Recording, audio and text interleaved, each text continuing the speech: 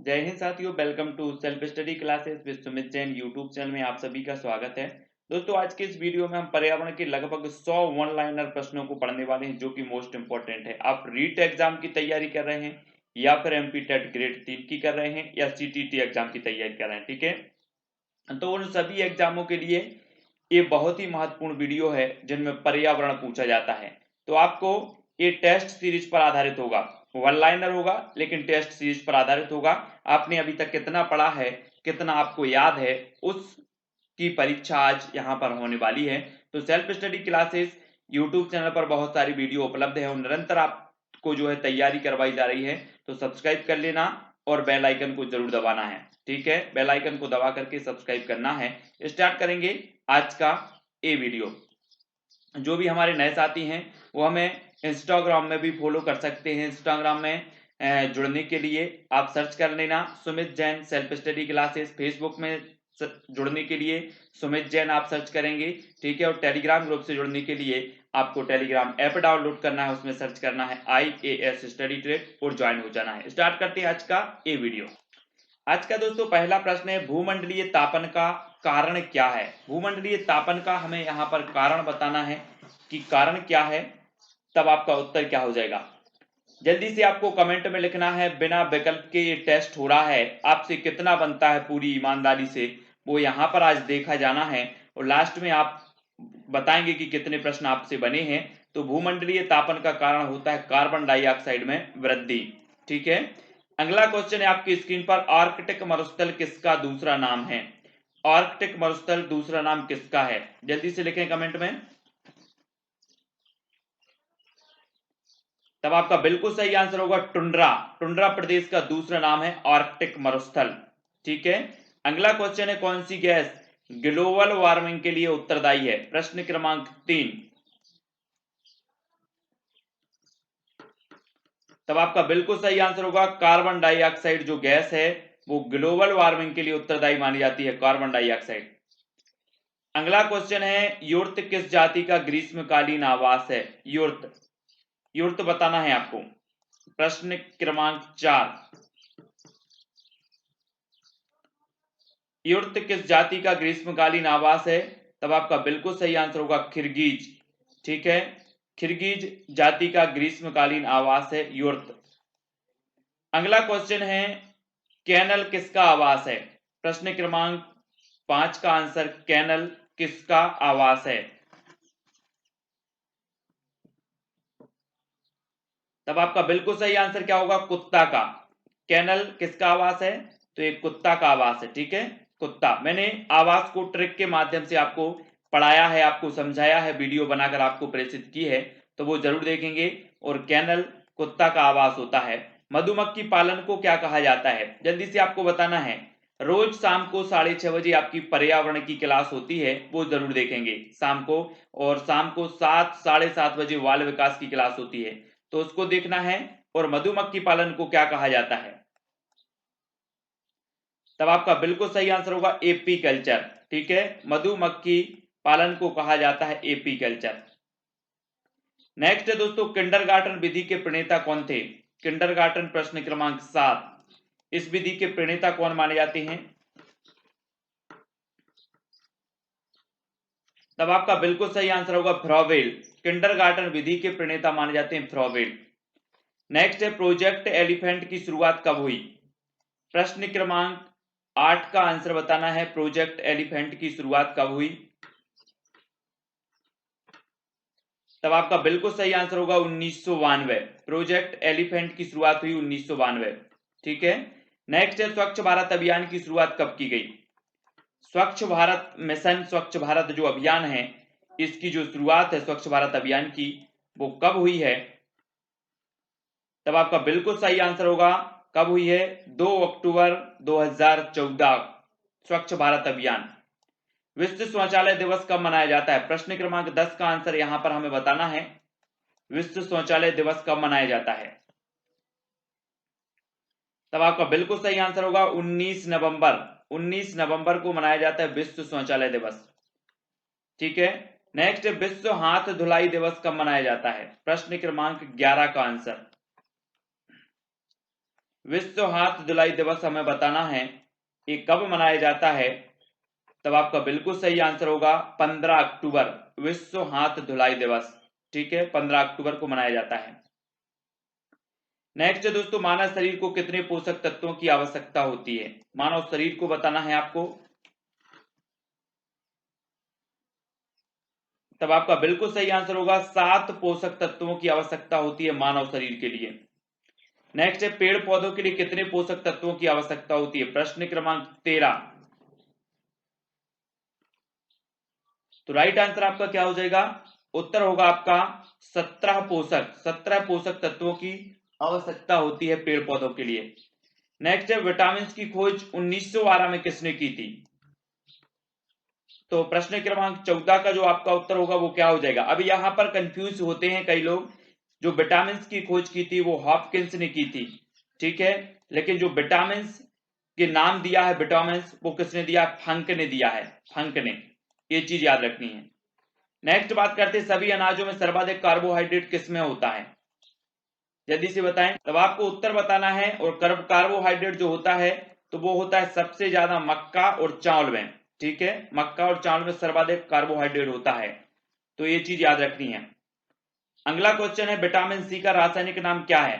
Vitamin C का रासायनिक नाम।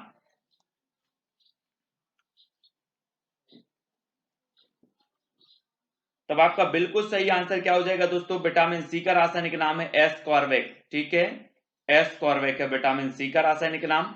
और अगला क्वेश्चन है, संसार में सर्वाधिक वर्षा वाला स्थान कौन सा है? संसार में सर्वाधिक वर्षा वाला स्थान कौन सा है? प्रश्न क्रमांक 17 का आंसर। तो राइट आंसर होगा मौसिन राम। संसार में सर्वाधिक वर्षा वाला स्थान है मौसिन राम। पहले चेरापूंजी था, अब मौसिन राम हो गया है। संविधान का कौन सा अनुच्छेद पर्यावरण संरक्षण को प्रत्येक नागरिक के मौलिक कर्तव्य के रूप में पहचान कराता है? तो कौन सा अनुच्छेद है? प्रश्न क्रमांक 18 का आंसर बताना है हमें। तब आपका बिल्कुल सही आंसर होगा अनुच्छेद 51 ए। इसके तहत जो है प्रत्येक नागरिक का कर्तव्य है कि वह पर्यावरण का क्या करे? संरक्षण करे। ठीक है, दूषित जल से फैलने वाली एक बीमारी का नाम बताओ। दूषित जल से बहुत सारी बीमारियां हैं जो दूषित जल से फैलती हैं, लेकिन उसमें टाइफाइड, हैजा, ये बीमारियां प्रमुख हो जाती हैं दूषित जल से फैलने वाली बीमारियों में। ठीक है, नेक्स्ट है आपका, कोटोपैक्सी एक जागृत ज्वालामुखी है जो अवस्थित है, तो कहां अवस्थित है? प्रश्न क्रमांक 20। कोटोपैक्सी एक जागृत ज्वालामुखी है जो कहां पर अवस्थित है? तब आपका बिल्कुल सही आंसर होगा कहां पर अवस्थित है? एंडीज में। ठीक है, एंडीज में अवस्थित है कोटोपैक्सी। नेक्स्ट है, भूकंप की तीव्रता मापने वाले यंत्र को क्या कहते हैं? प्रश्न क्रमांक 21। भूकंप की तीव्रता मापने वाले यंत्र को हमें बताना है क्या कहते हैं। तो आपका बिल्कुल सही आंसर क्या होगा? सीस्मोग्राफ। ठीक है, क्या कहते हैं? सीस्मोग्राफ। भूकंप की तीव्रता मापने वाले यंत्र को कहा जाता है सीस्मोग्राफ। अगला है, ग्रीन मफलर संबंधित है, तो किससे संबंधित है? प्रश्न क्रमांक 22। तब राइट आंसर आपका क्या होगा? ध्वनि प्रदूषण से। ग्रीन मफलर संबंधित है ध्वनि प्रदूषण से। ठीक है, नेक्स्ट है, जल चक्र को नियंत्रित करते हैं, तो कौन करते हैं जल चक्र को नियंत्रित? तब आपका बिल्कुल सही आंसर होगा वन जो होते हैं वो जल चक्र को नियंत्रित करते हैं। ठीक है, नेक्स्ट देखो, इसरो की स्थापना कब हुई थी? प्रश्न क्रमांक 24 का आंसर यहां पर हमें बताना है। इसरो की जो स्थापना हुई थी वो कब हुई थी? तब आपका बिल्कुल सही आंसर होगा कब हुई थी? 1969 में। इसरो की स्थापना हुई थी 1969 में। इसरो का मुख्यालय कहां स्थित है? प्रश्न क्रमांक 25 का उत्तर हमें बताना है, इसरो का मुख्यालय कहां स्थित है? तो स्थित है बेंगलुरु में। कहां पर? Bengaluru. Next, rocket man of India किसे कहा जाता है? प्रश्न क्रमांक 26। पूरे 100 प्रश्नों पर चर्चा करनी है आज हमें, और रॉकेट मैन ऑफ इंडिया जो कहा जाता है वो के सिवान को कहा जाता है। ठीक है, के सिवान। अगला क्वेश्चन है, बच्चे को समाजीकरण का पाठ कहां से प्राप्त होता है, हमें बताना है।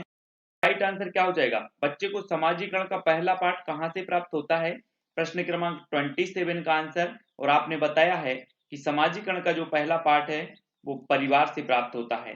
ठीक है, नेक्स्ट है, भारत में पर्यावरण संरक्षण अधिनियम कब पारित हुआ, पर्यावरण संरक्षण अधिनियम कब पारित हुआ, प्रश्न क्रमांक 28। अगर आपसे बनता है तो कमेंट में बताने का जरूर प्रयास करें। राइट आंसर होगा 1986 में पर्यावरण संरक्षण अधिनियम पारित हुआ। सर्वाधिक जैव विविधता किस क्षेत्र में पाई जाती है, सर्वाधिक जैव विविधता किस क्षेत्र में पाई जाती है, प्रश्न क्रमांक 29 का आंसर बताना है। तब आपका बिल्कुल सही आंसर होगा भूमध्य रेखीय क्षेत्र में। ठीक है, कहां पाई जाती है, भूमध्य रेखीय क्षेत्र में पाई जाती है सर्वाधिक जैव विविधता।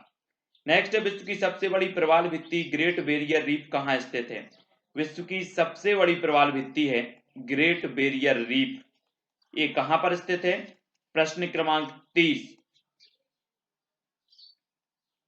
तो आपका बिल्कुल सही आंसर होगा ऑस्ट्रेलिया में। कहां पर स्थित है, ऑस्ट्रेलिया। नेक्स्ट है, भारत में किस क्षेत्र को पारिस्थितिक उष्ण स्थल की संज्ञा दी जाती है, तो पारिस्थितिक उष्ण स्थल की संज्ञा दी जाती है तो किसे दी जाती है, प्रश्न क्रमांक 31। उत्तर हो जाएगा पश्चिमी घाट, पश्चिमी घाट को पारिस्थितिक उष्ण स्थल की संज्ञा दी जाती है, प्रश्न क्रमांक 31। नेक्स्ट है, संसार में किस देश के जंगल में सर्वाधिक जैव विविधता पाई जाती है, संसार में किस देश के जंगलों में सर्वाधिक जैव विविधता पाई जाती है, तो किस देश के जंगलों में पाई जाती है हमें बताना है, प्रश्न क्रमांक 32 का आंसर। तब आपका बिल्कुल सही आंसर हो जाएगा दोस्तों, क्या हो जाएगा, ब्राजील, ब्राजील में पाई जाती है। संसार में सर्वाधिक जो जैव विविधता पाई जाती है तो ब्राजील के जंगलों में। जैव विविधता दिवस कब मनाया जाता है, प्रश्न क्रमांक 33।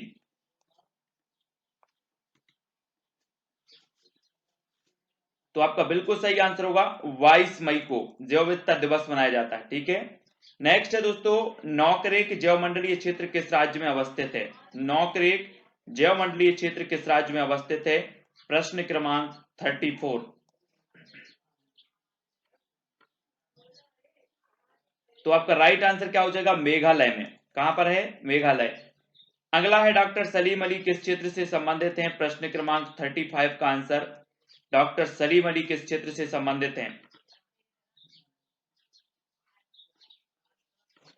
तो राइट आंसर आपका होगा पक्षी विशेषज्ञ। किस क्षेत्र से संबंधित हैं, पक्षी विशेषज्ञ। जैव विविधता क्षरण के कारणों में सर्वाधिक महत्वपूर्ण कारण कौन सा है, जैव विविधता क्षरण के कारणों में सर्वाधिक महत्वपूर्ण कारण बताना है हमें, प्रश्न क्रमांक 36 का आंसर। तो आपका राइट आंसर जो हो जाएगा दोस्तों वो क्या हो जाएगा, जैव विविधता क्षरण के कारणों में सबसे जो प्रबल कारण है, महत्वपूर्ण कारण है प्राकृतिक आवासों का विनाश, प्राकृतिक आवासों का विनाश, ये सबसे महत्वपूर्ण कारण माना जाता है। हॉटस्पॉट की अवधारणा के प्रतिपादक कौन थे, आपने हॉटस्पॉट क्षेत्र सुने होंगे, है ना, पूर्वी हिमालय, पश्चिमी घाट, ये हॉटस्पॉट क्षेत्र हैं। और ये हॉटस्पॉट की जो अवधारणा दी है इसके प्रतिपादक कौन है, तो आपका उत्तर होगा नॉर्मन मायर्स 1988 में। हॉटस्पॉट क्षेत्र, भारत में 3 हॉटस्पॉट स्थल कौन कौन से हैं, प्रश्न क्रमांक 38 का आंसर बताना है यहां पर। तो पूर्वी हिमालय, पश्चिमी घाट और हिमालयी क्षेत्र ये माने जाते हैं। ठीक है, हॉटस्पॉट क्षेत्र। भारत में प्रथम जैव मंडलीय क्षेत्र नीलगिरी की स्थापना की गई थी, तो कब की गई थी प्रथम जैव मंडलीय क्षेत्र, अगर आपसे पूछा जाए भारत का प्रथम जैव मंडलीय क्षेत्र कौन सा है तो ये नीलगिरी है। और इसकी स्थापना कब हुई थी, प्रश्न क्रमांक 39 का आंसर बताना है। तो आंसर हो जाएगा 1986 में। कब हुई थी, 1986। नेक्स्ट बात कर लेते, देश के किस भाग को जैव विविधता का द्वार संज्ञा प्रदान की गई है, जैव विविधता का द्वार की संज्ञा प्रदान की गई है तो किस भाग को, प्रश्न क्रमांक 40 का उत्तर यहां पर बताना है। तब आपका बिल्कुल सही आंसर होगा पूर्वोत्तर के राज्यों को जैव विविधता का प्रवेश द्वार। ठीक है, उड़ने वाली छिपकली जिसे ड्रेको कहा जाता है, ये भारत में कहां पाई जाती है, ड्रेको, उड़ने वाली छिपकली ड्रेको कहां पाई जाती है भारत में, तब आपका बिल्कुल सही आंसर होगा पश्चिमी घाट के जंगलों में। कहां पाई जाती है, पश्चिमी घाट के जंगलों में। नेक्स्ट है थामिन मृग कहां पाया जाता है? थामिन 42 का आंसर बताना है। थामिन मृग कहां पाया जाता है? तो राइट आंसर होगा मणिपुर लोकटक झील के पास। मणिपुर लोकटक झील के पास थामिन मृग पाया जाता है। ठीक है, 42 का आंसर। नेक्स्ट है कस्तूरी मृग कहां पाया जाता है? कस्तूरी मृग ये पाया जाता है बृहद हिमालय पर्वत क्षेत्र में। बृहद हिमालय पर्वत क्षेत्र में पाया जाता है कस्तूरी मृग। नेक्स्ट है श्याम मृग कहां पाया जाता है? श्याम मृग आपको बताना है, कमेंट में लिखें जल्दी से। तो राइट आंसर हो जाएगा आपका ये थार रेगिस्तान क्षेत्र में पाया जाता है श्याम मृग। ठीक है, थार रेगिस्तान क्षेत्र में। लिविंग प्लेनेट सूचकांक क्या है? 45 का आंसर। लिविंग प्लेनेट सूचकांक क्या है? तो राइट आंसर आपका जैव विविधता की स्थिति का सूचक, जैव विविधता की स्थिति का सूचक है लिविंग प्लेनेट। नेक्स्ट है दोस्तों आपका प्रश्न, वो क्या है? राष्ट्रीय जैव विविधता कार्य योजना कब बनाई गई? प्रश्न क्रमांक 46 का आंसर बताना है। टेलीग्राम ग्रुप से अवश्य जुड़ना है आपको। टेलीग्राम ग्रुप से जुड़ने के लिए आप टेलीग्राम ऐप डाउनलोड करें, उसमें सर्च करें IAS स्टडी ट्रिक और ज्वाइन हो जाए। ठीक है, राष्ट्रीय जैव विविधता कार्य योजना कब बनाई गई? तो आपका बिल्कुल सही आंसर होगा 2008 में। नेक्स्ट है किस देश ने अपने नागरिकों को नवंबर 2015 में नारंगी प्रदूषण की चेतावनी दी थी? तो किस देश ने दी थी? प्रश्न क्रमांक 47 का उत्तर हमें बताना है। तब आपका जो राइट आंसर है वो क्या हो जाएगा? नारंगी प्रदूषण की जो चेतावनी दी थी वो किसने दी थी? चाइना। ठीक है, नेक्स्ट है किस देश को दुनिया में कार्बन नेगेटिव देश के रूप में जाना जाता है? तो कार्बन नेगेटिव देश के रूप में जाना जाता है, तो किसे जाना जाता है? 48 का आंसर बताना है। तब आपका बिल्कुल सही आंसर होगा भूटान को। ठीक है, अगला क्वेश्चन है दोस्तों, पर्यावरण संरक्षण अधिनियम को अन्य किस नाम से भी जाना जाता है? पर्यावरण संरक्षण अधिनियम को अन्य किस नाम से जाना जाता है? 49 का आंसर बताना है हमें। तब आपका बिल्कुल सही आंसर होगा छाता विधान। किस नाम से जाना जाता है? छाता विधान। नेक्स्ट है अंटार्कटिका में ओजोन परत का सर्वाधिक विनाश किस माह में जो है होता है? तो अंटार्कटिका में ओजोन परत का सर्वाधिक जो विनाश है वो किस माह में होता है? प्रश्न क्रमांक 50। तब आपका बिल्कुल सही आंसर होगा सितंबर तथा अक्टूबर में। कब होता है? सितंबर तथा अक्टूबर में। नेक्स्ट है दमघोटू गैस किस गैस की उपमा है? दमघोटू गैस किस गैस की उपमा है, या किस गैस को दमघोटू गैस कहा जाता है? तब आपका बिल्कुल सही आंसर होगा कार्बन मोनोऑक्साइड को कहा जाता है दमघोटू गैस। ठीक है, नेक्स्ट है दोस्तों भोपाल गैस त्रासदी किस गैस के रिसाव के कारण हुई थी? भोपाल गैस त्रासदी 2-3 दिसंबर 1984 को ये त्रासदी हुई थी। ठीक है, और ये जो हुई थी वो किस गैस के रिसाव के कारण हुई थी? तो 52 का आंसर होगा मिथाइल आइसोसाइनेट गैस के रिसाव के कारण हुई थी भोपाल गैस त्रासदी। रामसर सम्मेलन संबंधित है तो किससे संबंधित है? 53 का आंसर। तब आपका बिल्कुल सही आंसर होगा आर्द्र भूमियों के संरक्षण से संबंधित है रामसर सम्मेलन। ठीक है, नेक्स्ट दोस्तों विश्व आर्द्र दिवस कब मनाया जाता है? 54 का आंसर बताना है विश्व आर्द्र दिवस कब मनाया जाता है? तो राइट आंसर आपका होगा 2 फरवरी को। ठीक है, मेधा पाटकर संबंधित है तो किससे संबंधित है? अगला है नर्मदा बचाओ आंदोलन। ठीक है, मेधा पाटकर संबंधित है नर्मदा बचाओ आंदोलन से। नेक्स्ट है दोस्तों चिल्का झील स्थित है तो कहां स्थित है? प्रश्न क्रमांक 56।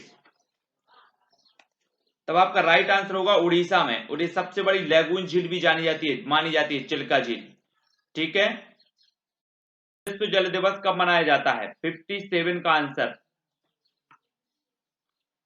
विश्व जल दिवस बताना है, ये कब मनाया जाता है? तो आपका बिल्कुल सही आंसर होगा 22 मार्च को। ठीक है, विश्व जल दिवस। खेती की सर्वाधिक प्राचीन प्रणाली कौन सी है? 58 का आंसर बताना है, खेती की सबसे प्राचीन प्रणाली। तो राइट आंसर होगा झूम कृषि, है ना, झूमिंग कृषि आपने पढ़ा होगा, ये खेती की सर्वाधिक प्राचीन प्रणाली मानी जाती है। नेक्स्ट है, टाइफाइड रोग से शरीर का कौन सा अंग प्रभावित होता है? 59 का आंसर बताना है हमें।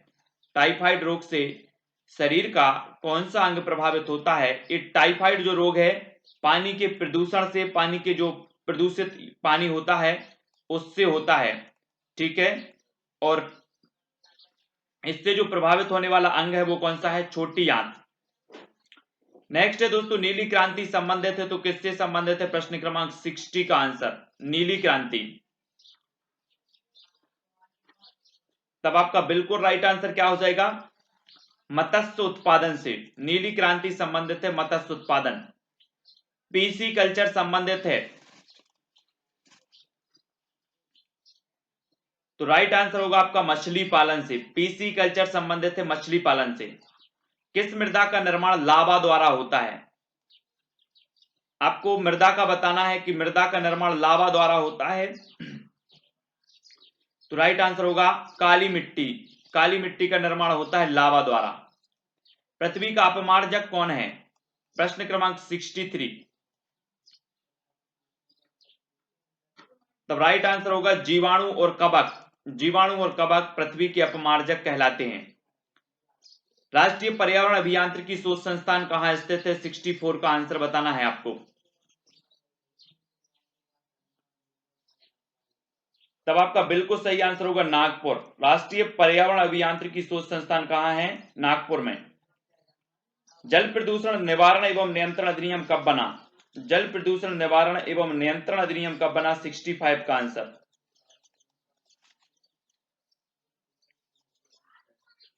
तो राइट आंसर होगा 1974। नेक्स्ट है, वर्मी कल्चर संबंधित है तो किससे संबंधित है? प्रश्न क्रमांक 66 का आंसर हमें बताना है यहां पर। तब आपका बिल्कुल सही आंसर क्या हो जाएगा? वर्मी कल्चर संबंधित है केंचुआ का उत्पादन। ठीक है, नेक्स्ट है, झीलों का देश किसे कहा जाता है? जल्दी से बताएं। तो वर्मी कल्चर पूछा जाता है, केंचुआ के उत्पादन से संबंधित है। झीलों का देश किसे कहा जाता है? प्रश्न क्रमांक 67। झीलों का देश किसे कहा जाता है? तो वो कहा जाता है फिनलैंड को। ठीक है, अगला क्वेश्चन है दोस्तों, किसानों का देश समुद्र की रानी किस देश को कहा जाता है? प्रश्न क्रमांक 68। किसानों का देश और समुद्र की रानी किस देश को कहा जाता है? तब आपका बिल्कुल सही आंसर क्या हो जाएगा? फ्रांस को। किसे कहा जाता है? फ्रांस को। किसानों का देश और समुद्र की रानी। ठीक है, अगला क्वेश्चन है दोस्तों, वनों का देश किसे कहा जाता है? प्रश्न क्रमांक 69 का आंसर बताना, वनों का देश किसे कहा जाता है? तो जल्दी से लिखें। अभी हमने फिनलैंड पढ़ा कि फिनलैंड को झीलों का देश कहा जाता है, फ्रांस को किसानों का देश कहा जाता है, और वनों का देश कहा जाता है कांगो। कांगो को वनों का देश कहा जाता है। ठीक है, नेक्स्ट है, एलपीजी गैस रिसाव पता करने के लिए इसमें क्या मिलाया जाता है?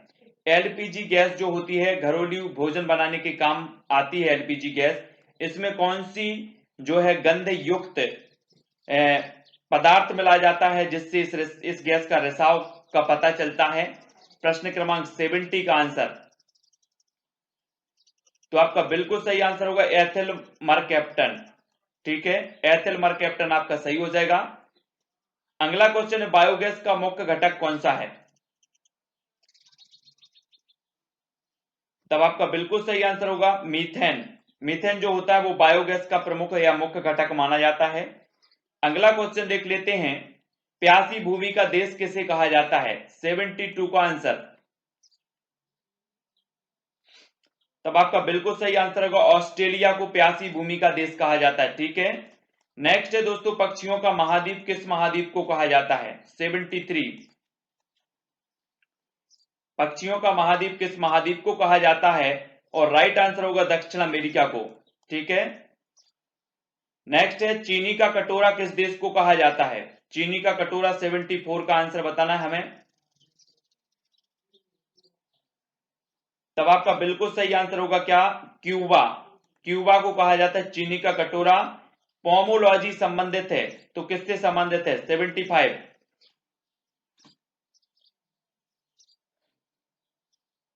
तो राइट आंसर होगा फल का उत्पादन, फल के उत्पादन से संबंधित है पोमोलॉजी।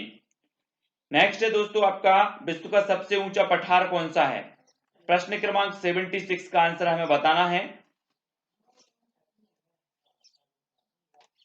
विश्व का सबसे ऊंचा पठार कौन सा है यहां पर बताना है 76 का। तो राइट आंसर क्या हो जाएगा? पामीर का पठार। ठीक है। विश्व हरित क्रांति के जनक कौन माने जाते हैं? विश्व हरित क्रांति के बताना हमें, भारत की हरित क्रांति के नहीं बताना है। विश्व हरित क्रांति के जो जनक माने जाते हैं वो कौन माने जाते हैं? तो आपका राइट आंसर होगा नॉर्मन बोरलॉग। ठीक है। विश्व हरित क्रांति के जनक माने जाते नॉर्मन बोरलॉग। हरित क्रांति का सर्वाधिक प्रभाव किस फसल पर पड़ा? प्रश्न क्रमांक 78 का आंसर यहां पर बताना है हमें। हरित क्रांति का सर्वाधिक जो प्रभाव पड़ा वो पड़ा किस फसल पर? उत्तर होगा आपका गेहूं, गेहूं की फसल पर। ठीक है। नेक्स्ट है दोस्तों ककड़ी किस प्रकार की फसल है? मैंने रबी की फसल, खरीफ की फसल, इस प्रकार की जो फसलें होती है उनकी एक ट्रिक बताई है आपको, तो वो जाकर के ट्रिक वाला वीडियो जरूर देख लें। और ककड़ी किस प्रकार की फसल मानी जाती है? तो वो मानी जाती है जायद की। ठीक है, जायद। नेक्स्ट है दोस्तों आपका भारत में हरित क्रांति की शुरुआत कब हुई? प्रश्न क्रमांक 80 का आंसर हमें बताना है आपको। तो भारत में हरित क्रांति की जो शुरुआत हुई वो 1966-67 में। ठीक है। पृथ्वी और सूर्य के बीच चंद्रमा का आ जाना क्या कहलाता है? प्रश्न क्रमांक 81। पृथ्वी और सूर्य के बीच चंद्रमा का आ जाना क्या कहलाता है? तो वो कहलाता है सूर्य ग्रहण। ठीक है, क्या कहलाता है? सूर्य ग्रहण। नेक्स्ट है भूकंप मापन इकाई है तो किसकी है? 82 का आंसर। भूकंप मापन इकाई है तो वो रिएक्टर स्केल की, रिएक्टर स्केल, सॉरी, भूकंप मापन इकाई रिएक्टर स्केल। नेक्स्ट है सुनामी किस भाषा का शब्द है? आपको पता होगा कि समुद्री भूकंपीय लहरें जो होती हैं उन्हें कहा जाता है सुनामी, और सुनामी किस भाषा का शब्द माना जाता है? तो जब आपका उत्तर होगा क्या हो जाएगा? जापानी। जापानी आपका बिल्कुल सही आंसर होगा। ठीक है, सुनामी जापानी भाषा का शब्द है। गिद्ध संरक्षण परियोजना कब शुरू हुई? प्रश्न क्रमांक 84। तब राइट आंसर होगा 2006। 2006 में गिद्ध संरक्षण परियोजना की शुरुआत हुई। नेक्स्ट है शांत घाटी स्थित है तो कहां पर स्थित है? साइलेंट वैली या फिर शांत घाटी? तो राइट आंसर आपका क्या हो जाएगा? केरल में। शांत घाटी स्थित है केरल में। राष्ट्रीय जैव विविधता प्राधिकरण का मुख्यालय कहां स्थित है? राष्ट्रीय जैव विविधता प्राधिकरण का जो मुख्यालय है वो कहां पर स्थित है? प्रश्न क्रमांक 86। और 86 का राइट आंसर होगा चेन्नई। नेक्स्ट किसानों का मित्र किसे कहा जाता है? प्रश्न क्रमांक 87। तो किसानों का मित्र कहा जाता है दोस्तों केंचुआ को। किसे कहा जाता है? केंचुआ। ठीक है, और केंचुआ उत्पादन के लिए वर्मी कल्चर कहा जाता है, वर्मी कल्चर। ठीक है, और किसानों का मित्र भी कहा जाता है तो केंचुआ को कहा जाता है। भारतीय पारिस्थितिकी का जनक माना जाता है तो किसे माना जाता है? प्रश्न क्रमांक 88। भारतीय पारिस्थितिकी का जनक माना जाता है प्रोफेसर रामदेव मिश्रा को। ठीक है, 88। नेक्स्ट है पारिस्थितिकी शब्द का सर्वप्रथम प्रयोग किसने किया? 89 का उत्तर हमें बताना। पारिस्थितिकी शब्द का सर्वप्रथम प्रयोग किया तो किसने किया? तब आपका राइट आंसर जो हो जाएगा दोस्तों, पारिस्थितिकी शब्द का सर्वप्रथम प्रयोग करने वाले हैं अर्नेस्ट हैकेल साहब। ठीक है, नेक्स्ट 10% जो नियम दिया वो किस वैज्ञानिक ने दिया? प्रश्न क्रमांक 90। आपको पता होगा कि जो ऊर्जा का स्थानांतरण होता है वो कितना होता है? 10% होता है। और ये जो 10% का नियम दिया है वो किसने दिया है? तो राइट आंसर आपका हो जाएगा लिंडमन ने। किसने दिया? लिंडमन साहब ने। उर्मिल घास का मैदान स्थित है तो कहां स्थित है? 91। उर्मिल घास का मैदान, तो बिल्कुल सही आंसर होगा कर्नाटक में। ठीक है, कहां पर स्थित है? कर्नाटक में स्थित है उर्मिल घास का मैदान। नेक्स्ट बात करेंगे दोस्तों, हंगुल परियोजना की शुरुआत कब हुई? हंगुल परियोजना 92 का उत्तर हमें बताना है।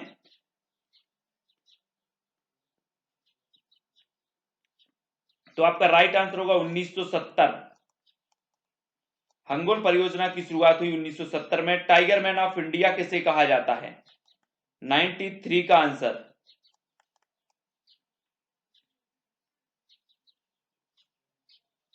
तो आपका बिल्कुल सही आंसर होगा कैलाश सांकला। कैलाश सांकला साहब को टाइगर मैन ऑफ इंडिया कहा जाता है। डॉल्फिन मैन ऑफ इंडिया किसे कहा जाता है? प्रश्न क्रमांक 94।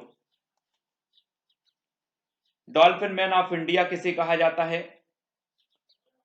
तो आपका राइट आंसर क्या हो जाएगा? रविंद्र सिन्हा को। ठीक है, रविंद्र सिन्हा को डॉल्फिन मैन ऑफ इंडिया। धरती की पुकार पुस्तक के लेखक कौन है? धरती की पुकार पुस्तक के लेखक बताना है हमें। 95। तब आपका बिल्कुल सही आंसर क्या हो जाएगा? धरती की पुकार सुंदरलाल बहुगुणा की पुस्तक है। ठीक है, इसके लेखक कौन है? सुंदरलाल बहुगुणा। नेक्स्ट है दोस्तों आपका प्रश्न, जंगल अधिकार अधिनियम कब बना? 96। तो राइट आंसर क्या हो जाएगा? 2007। 2007 में बना। ठीक है, पार्वती घाटी स्थित है तो कहां स्थित है? 97।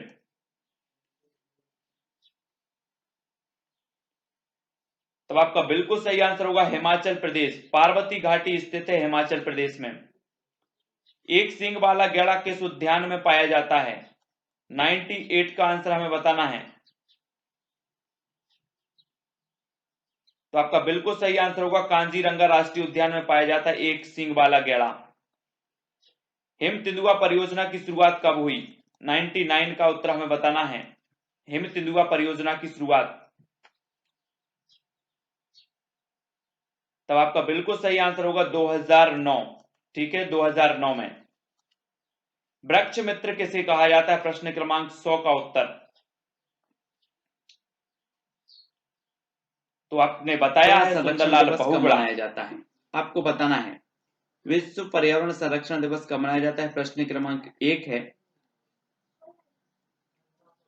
तब आपका बिल्कुल सही आंसर होगा 26 नवंबर को विश्व पर्यावरण संरक्षण दिवस मनाया जाता है। ठीक है, पर्यावरण दिवस जो मनाया, विश्व पर्यावरण दिवस 5 जून को मनाया जाता है, लेकिन विश्व पर्यावरण संरक्षण दिवस की अगर बात होती है तो ये 26 नवंबर को मनाया जाता है। ठीक है, भारतीय वन्यजीव संस्थान स्थित है तो कहाँ स्थित है? भारतीय वन्यजीव संस्थान स्थित है तो ये स्थित है दोस्तों देहरादून में। कहां पर है? देहरादून।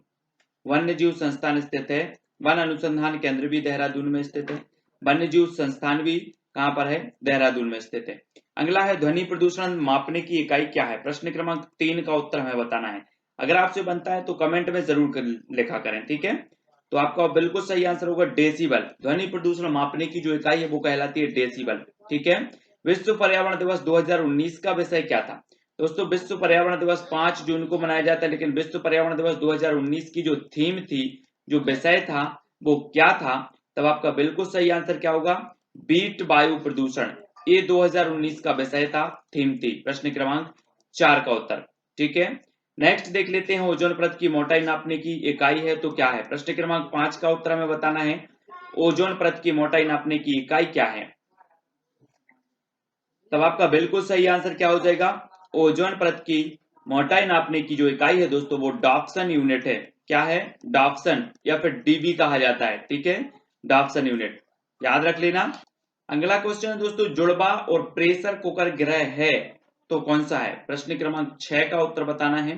जुड़वा और प्रेशर कुकर कौन सा है, या जिसे जुड़वा ग्रह कहा जाता है वो ग्रह है शुक्र। ठीक है, क्वेश्चन पूछा गया था, जुड़वा और प्रेशर कुकर ग्रह है तो शुक्र। सर्वाधिक भूकंप वाला देश कौन सा है, प्रश्न क्रमांक 7 का उत्तर हमें बताना है।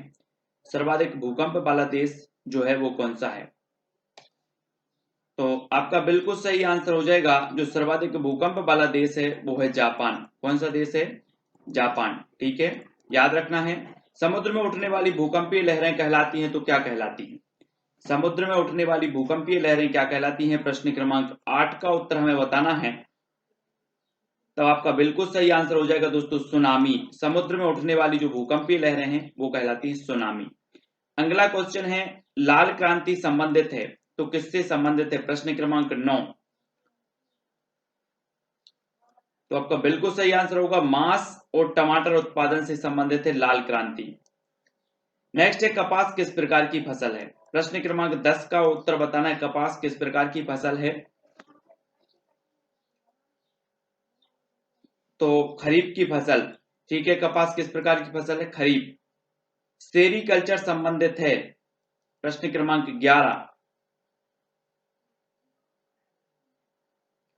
तब राइट आंसर होगा रेशम उत्पादन से।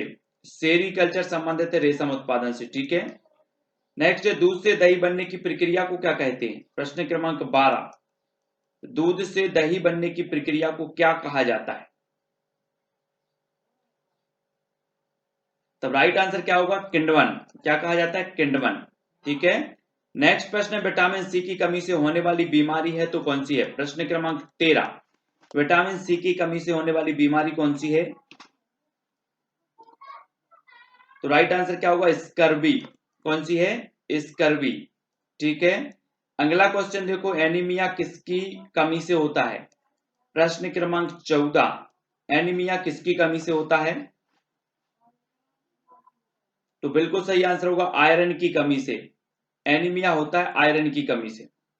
डेंगू रोग का वाहक है तो क्या है, प्रश्न क्रमांक 15। डेंगू रोग का वाहक हमें बताना है, तो बिल्कुल सही आंसर होगा एडीज मच्छर। एडीज जो मच्छर है वो डेंगू रोग का वाहक माना जाता है इसे। बीसीजी का टीका लगाया जाता है, प्रश्न क्रमांक 16।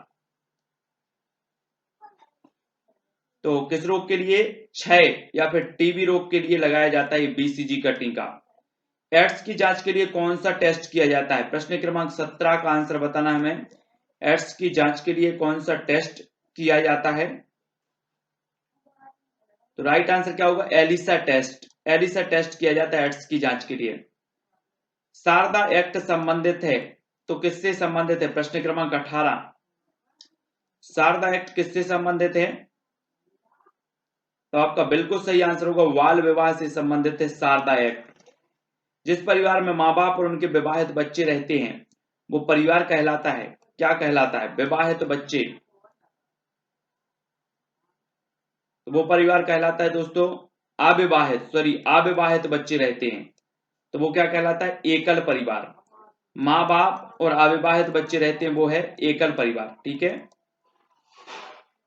कच्चे फलों को पकाने वाला हार्मोन्स है तो कौन सा है, 20 का उत्तर। तब आपका बिल्कुल सही आंसर होगा एथिलीन। कच्चे फलों को पकाने वाला जो हार्मोन है वो एथिलीन है। ठीक है, बर्फ के बने घर कहलाते हैं, क्या कहलाते हैं, मैंने कई बार जब विस्तृत अध्ययन वाली जो वीडियो है वो जरूर देखें आप। बर्फ के बने जो घर हैं वो क्या कहलाते हैं, वो कहलाते इस इग्लू। ठीक है, और एस्किमो जनजाति जो होती है उनके घर बने होते हैं बर्फ के, ये अस्थायी घर होते हैं और इन्हें इग्लू कहा जाता है। भारत का सबसे ठंडा मरुस्थल कौन सा है, प्रश्न क्रमांक 22। भारत का सबसे ठंडा मरुस्थल बताना है और राइट आंसर क्या हो जाएगा, लद्दाख। लद्दाख जो मरुस्थल है भारत का सबसे ठंडा मरुस्थल माना जाता है इसे, प्रश्न क्रमांक 22 का। नेक्स्ट बात है, जबलपुर किस नदी के किनारे स्थित है, प्रश्न क्रमांक 23। तो आपका राइट आंसर क्या होगा, जो जबलपुर है दोस्तों वो नर्मदा नदी के किनारे, किसके किनारे, नर्मदा नदी के। चंद्रयान मिशन 1 कब भेजा गया, प्रश्न क्रमांक 24। तो राइट आंसर होगा 22 अक्टूबर 2008 को चंद्रयान मिशन फर्स्ट भेजा गया था। भारतीय मौसम वेधशाला स्थित है तो कहां पर स्थित है, 25। तब आपका बिल्कुल सही आंसर होगा पुणे। भारतीय मौसम वेधशाला स्थित है पुणे में। विश्व मलेरिया दिवस कब मनाया जाता है? प्रश्न क्रमांक 26। राइट आंसर आपका हो जाएगा दोस्तों 25 अप्रैल को मनाया जाता है विश्व मलेरिया दिवस। नेक्स्ट है पल्स पोलियो अभियान के ब्रांड एम्बेसडर कौन है? पल्स पोलियो अभियान के ब्रांड एम्बेसडर 27 का आंसर तो बिल्कुल सही आंसर होगा अमिताभ बच्चन जी। पल्स पोलियो अभियान के जो ब्रांड एम्बेसडर वो अमिताभ बच्चन है। सबसे बड़ा प्राकृतिक बंदरगाह कौन सा है? प्रश्न क्रमांक 28। सबसे बड़ा प्राकृतिक बंदरगाह तब बिल्कुल सही है मुंबई। सबसे बड़ा प्राकृतिक बंदरगाह है। पारिस्थितिकी स्थायी मितव्ययिता है, यह किस आंदोलन का नारा है? पारिस्थितिकी स्थायी मितव्ययिता है, यह किस आंदोलन का नारा है? प्रश्न क्रमांक 29 और राइट आंसर होगा चिपको आंदोलन। किसका है? चिपको आंदोलन का। ओजोन गैस वायुमंडल की किस परत में पाई जाती है? प्रश्न क्रमांक 30। ओजोन गैस वायुमंडल की किस परत में पाई जाती है?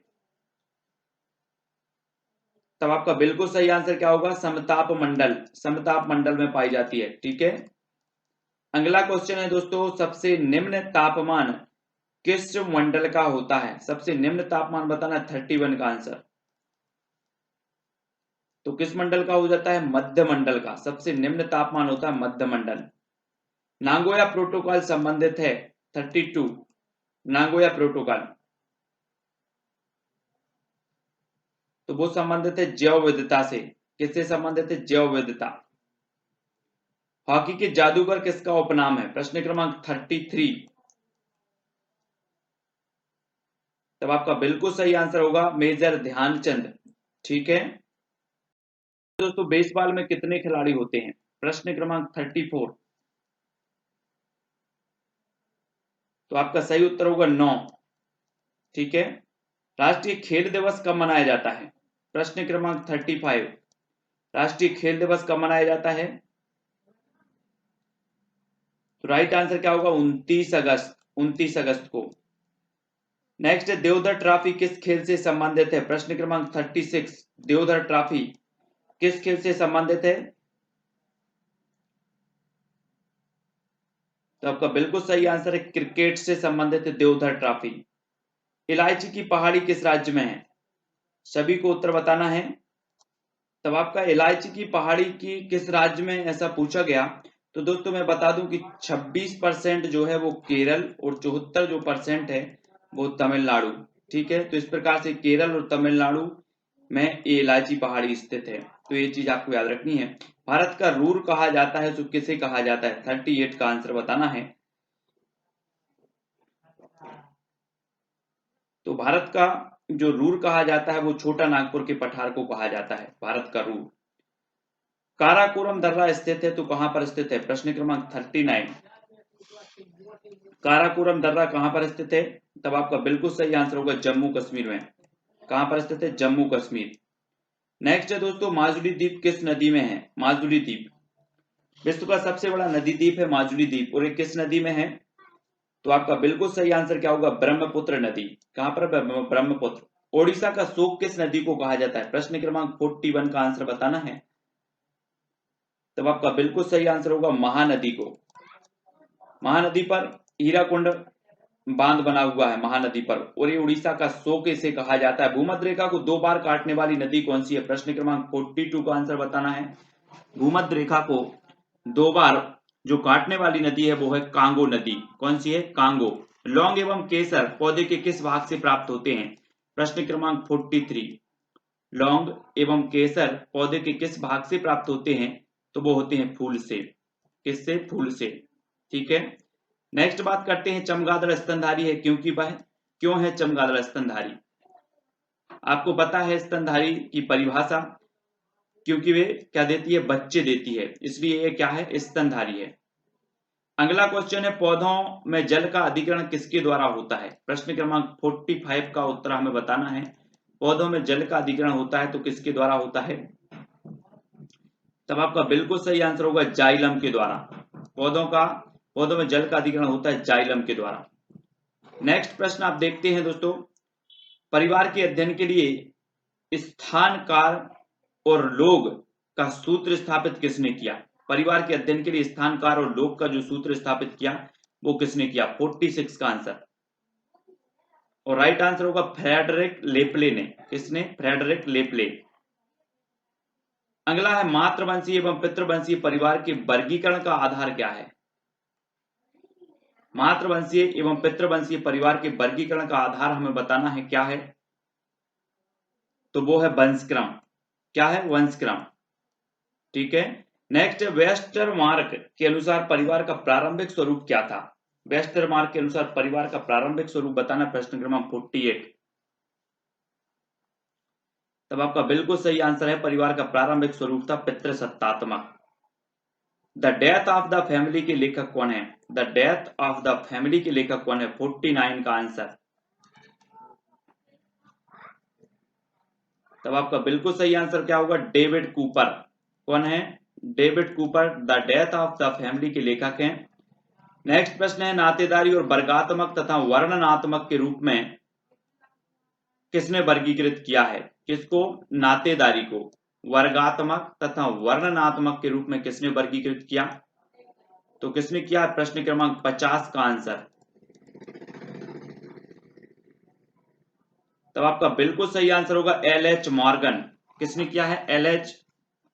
मॉर्गन ने। अगला क्वेश्चन है, यह मत किसने प्रस्तुत किया कि सारे असंतोष का स्रोत परिवार है?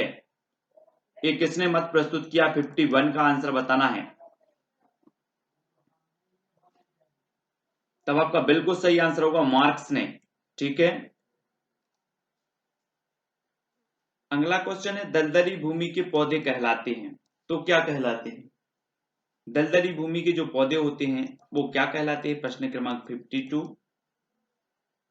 तब आपका बिल्कुल सही आंसर होगा राइजोफोरा। क्या कहलाते हैं? राइजोफोरा।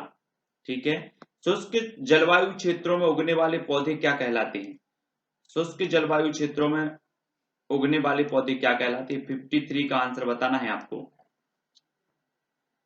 और राइट आंसर आपका हो जाएगा मरुभूमि के पौधे। क्या कहलाते हैं? मरुभूमि के पौधे। नेक्स्ट दोस्तों, कोयला किस प्रकार के ईंधन का उदाहरण है? प्रश्न क्रमांक 44 का आंसर बताना है। कोयला किस प्रकार के ईंधन का उदाहरण है? तो आपका राइट जो आंसर हो जाएगा वो क्या होगा? जीवाश्म ईंधन। किसका है? जीवाश्म ईंधन का उदाहरण है। आयोडीन की कमी से कौन सा रोग होता है? प्रश्न क्रमांक 55। आयोडीन से की कमी से होने वाला जो रोग है वो रोग है दोस्तों घेंगा, या फिर जिसे गायटर कहा जाता है। चावल को पॉलिश करने में कौन सा विटामिन नष्ट हो जाता है? प्रश्न क्रमांक 56 का आंसर बताना है, चावल को पॉलिश करने में कौन सा विटामिन नष्ट होता है? तो आपका बिल्कुल सही आंसर होगा विटामिन B1, जिसे कि थायमिन जिसका रासायनिक नाम है। ठीक है। तो चावल में पॉलिश करने में विटामिन B1 नष्ट हो जाता है। दूध में पाई जाने वाली शर्करा को क्या कहा जाता है? 57 का आंसर बताना है। तो आपका राइट आंसर हो जाएगा दोस्तों लैक्टोज। क्या कहा जाता है? दूध में पाई जाने वाली शर्करा को लैक्टोज कहा जाता है। नेक्स्ट प्रश्न है, प्लेग से प्रभावित होने वाला अंग कौन सा है? प्लेग एक बीमारी है और प्लेग से होने वाला जो अंग है, प्रभावित होने वाला अंग है, वो है फेफड़ा। अगला है, सती प्रथा के विरुद्ध सर्वप्रथम प्रयास किया था, तो किसने किया था? 59 का उत्तर। और राइट आंसर आपका हो जाएगा राजा राम मोहन राय ने। सर्वप्रथम सती प्रथा के विरुद्ध कार्य करने वाले जो थे वो थे राजा राम मोहन राय। मनुष्य एक सामाजिक प्राणी है, कथन किसका है? प्रश्न क्रमांक 60 का आंसर। तो आपका बिल्कुल सही आंसर क्या होगा? अरस्तु। ठीक है। बांस के खंभों पर बने घर पाए जाते हैं, तो कहां पर पाए जाते हैं? बांस के बने खंभों पर जो घर बने होते हैं वो कहां पाए जाते हैं? तो वो पाए जाते हैं असम में। कहां पर? असम। नेक्स्ट दोस्तों, विश्व की सबसे बड़ी खारे पानी की झील कौन सी है? प्रश्न क्रमांक 62।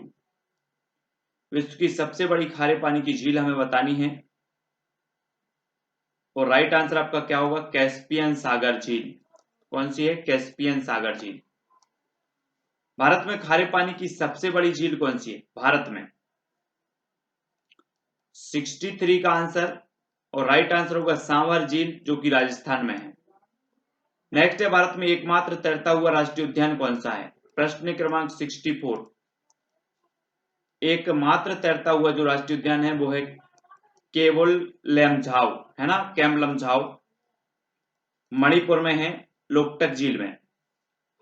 भूकंप उत्पन्न होने का मुख्य कारण क्या है? प्रश्न क्रमांक 65 का आंसर बताना है यहां पर, और राइट आंसर होगा प्लेट विवर्तनिकी। भूकंप उत्पन्न होने का प्रमुख कारण माना जाता है प्लेट विवर्तनिकी। वर्षा की बूंदें गोल होने का कारण क्या है? प्रश्न क्रमांक 66 का आंसर बताना है यहां पर। तो वर्षा की बूंदों का जो गोल होने का कारण है वो क्या है? पृष्ठ तनाव। ठीक है, पृष्ठ तनाव है। धुएं से आंख में जलन पैदा करने वाला पदार्थ होता है, तो कौन सा होता है? प्रश्न क्रमांक 67 का आंसर, धुएं से आंख में जलन पैदा करने वाला जो पदार्थ है वो है नाइट्रिक ऑक्साइड। ठीक है, नाइट्रिक ऑक्साइड।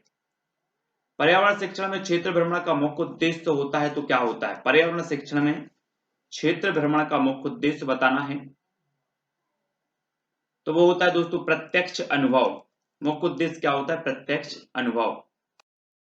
अगला क्वेश्चन है, सतत एवं व्यापक मूल्यांकन की एक तकनीक है, तो काय की तकनीक है? निदानात्मक मूल्यांकन की।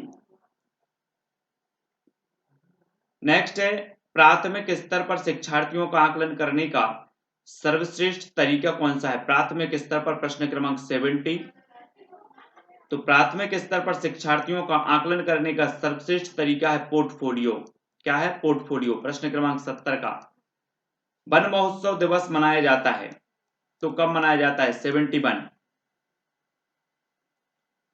राइट आंसर होगा 1 जुलाई को। नेक्स्ट है, मानस वन्य जीव अभ्यारण्य स्थित है, तो कहां पर स्थित है? 72 का आंसर यहां पर बताना है।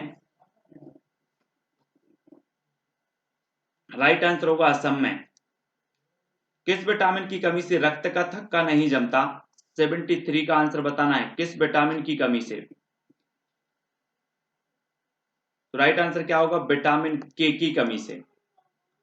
नेक्स्ट है दोस्तों, प्रोटीन का सर्वोत्कृष्ट स्रोत क्या है? 74। प्रोटीन का सर्वोत्कृष्ट जो स्रोत होता है वो होता है सोयाबीन। ठीक है। नेक्स्ट है, छोटी माता एवं रेबीज रोग का कारण क्या होता है? प्रश्न क्रमांक 75। तो राइट आंसर होगा वायरस, विषाणु। ठीक है, छोटी माता एवं रेबीज रोग का कारण होता है विषाणु। एलपीजी का पूरा नाम क्या है? 76। तब आपका बिल्कुल सही आंसर होगा लिक्विफाइड पेट्रोलियम गैस। बागवानी के लिए कौन से प्रकार का उर्वरक उपयोगी होता है?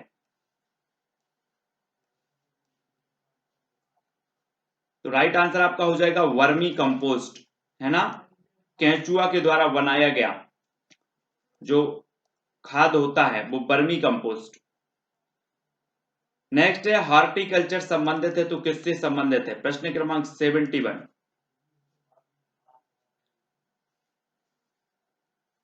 तो राइट आंसर हो जाएगा बागवानी फसलों के उत्पादन से।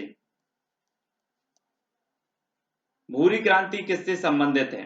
79। भूरी क्रांति किससे संबंधित है? फिर आपका राइट आंसर होगा उर्वरक उत्पादन से, भूरी क्रांति। रबी फसल की बुआई की जाती है, प्रश्न क्रमांक 80। तो अक्टूबर नवंबर में की जाती है रबी फसल की बुआई। किस महाद्वीप में एक भी ज्वालामुखी नहीं है? प्रश्न क्रमांक 81।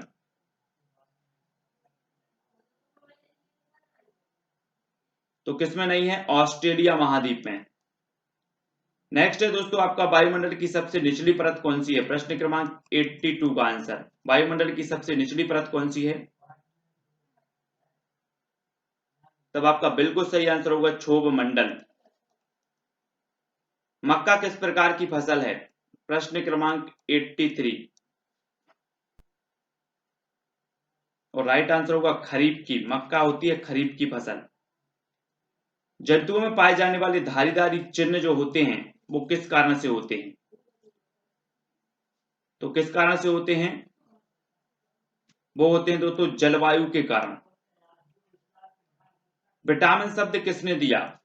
85 का आंसर बताना है आपको। विटामिन जो शब्द है वो किसने दिया,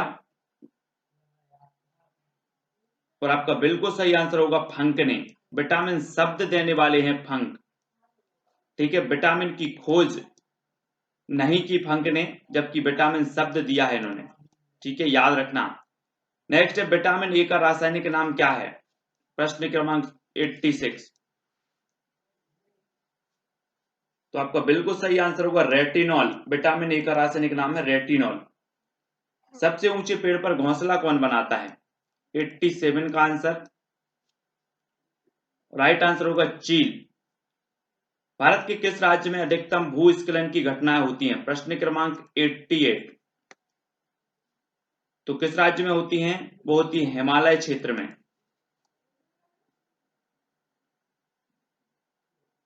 दूधराज किस प्रदेश का राजकीय पक्षी है, 89।